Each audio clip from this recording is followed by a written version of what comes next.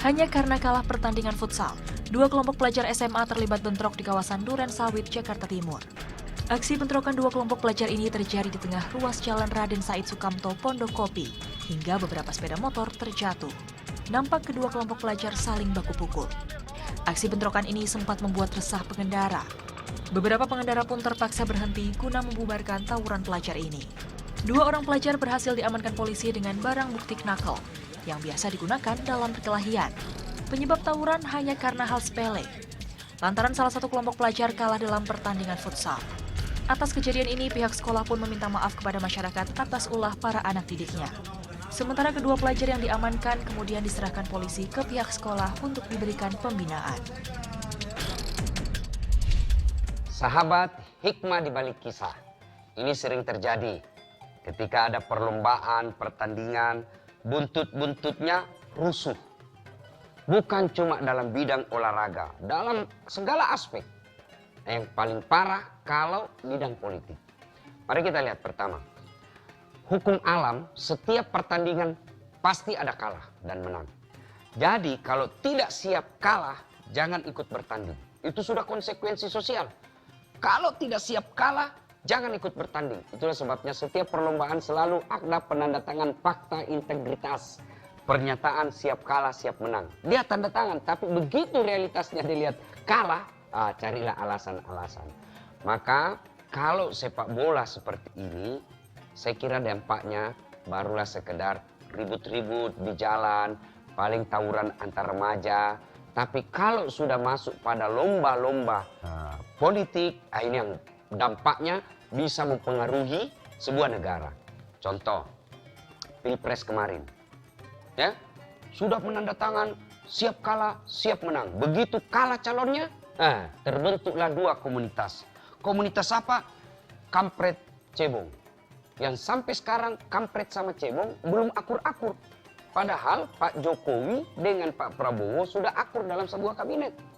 Nah, ini efek orang-orang yang tidak siap kalah ketika bertanding. Nah, tingkat kabupaten kota lebih parah lagi. Tingkat kabupaten kota masuklah kepentingan-kepentingan misal yang memengaruhi struktur dalam sebuah kabupaten. Misalnya, saya kepala dinas. Lalu ikutlah mendukung karena loyal kepada incumbent. Ya, bupati saya nih, mau masuk periode kedua. Saya mendukung sebagai loyalitas saya sebagai atasan saya.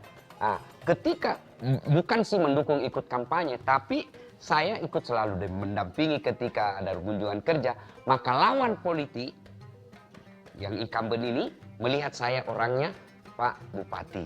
Ketika pilkada dan kalah incumbent, maka seluruh orang-orang yang mendukung bupatinya tadi disingkirkan. Yang tadinya kepala dinas non-job menjadi staf ahli yang tidak ada stafnya. Kemudian yang tadinya ini disingkirkan semua.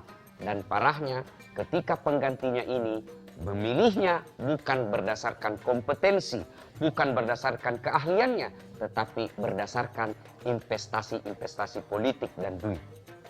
Maka jangan heran terpilih kepala dinas yang tidak tahu pekerjaan di instansinya.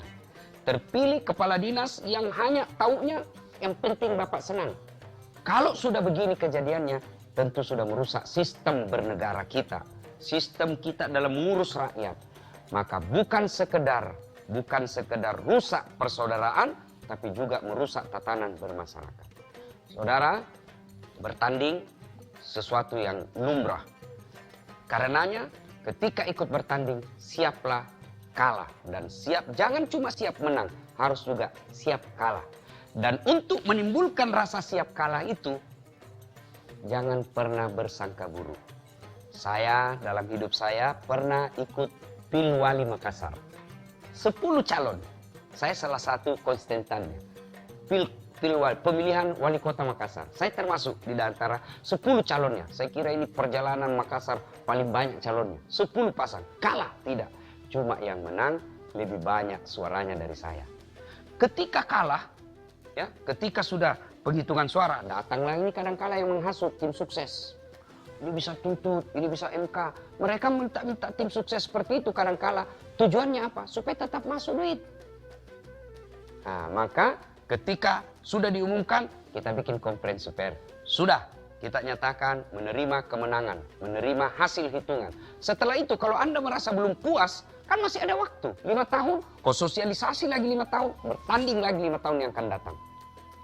Dan percayalah, ketika Anda sudah ikhtiar, sudah upaya semaksimal mungkin untuk meraih kemenangan, sudah berdoa, sudah segala cara dilakukan, tentu yang halal. Ternyata tidak terkabul apa yang kamu mau, percaya pasti itu yang terbaik. Saya ambil pengalaman pribadi, gagal pilwali, alhamdulillah saya jadi ustaz.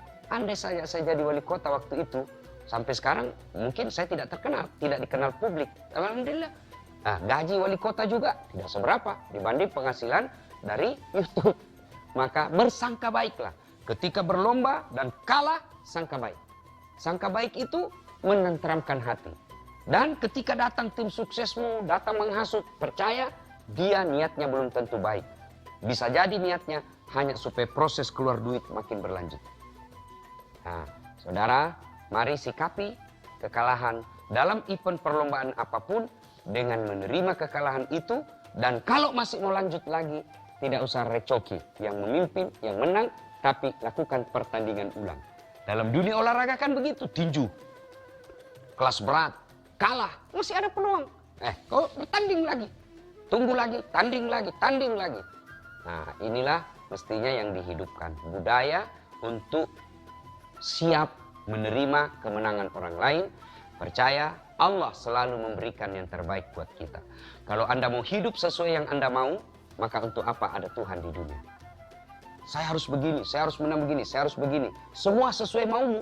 Maka apa tujuan? Apa fungsi Allah di dunia? Allah hadir untuk, kau kalah dulu deh, spasi. Kau kalah dulu supaya istirahat. Ada waktu. Dan itulah yang terbaik. Dan saudara, bertanding adalah sesuatu yang faedah. Karena kita mengetahui kualitas kemampuan kita. Tetapi menjadi tercelah ketika kita tidak siap menerima kekalahan. Selalu kita kampanyekan, selalu kita sosialisasikan. Siap kalah, siap menang. Semoga ada manfaat. Saya Dasat Latif. Assalamualaikum warahmatullahi wabarakatuh.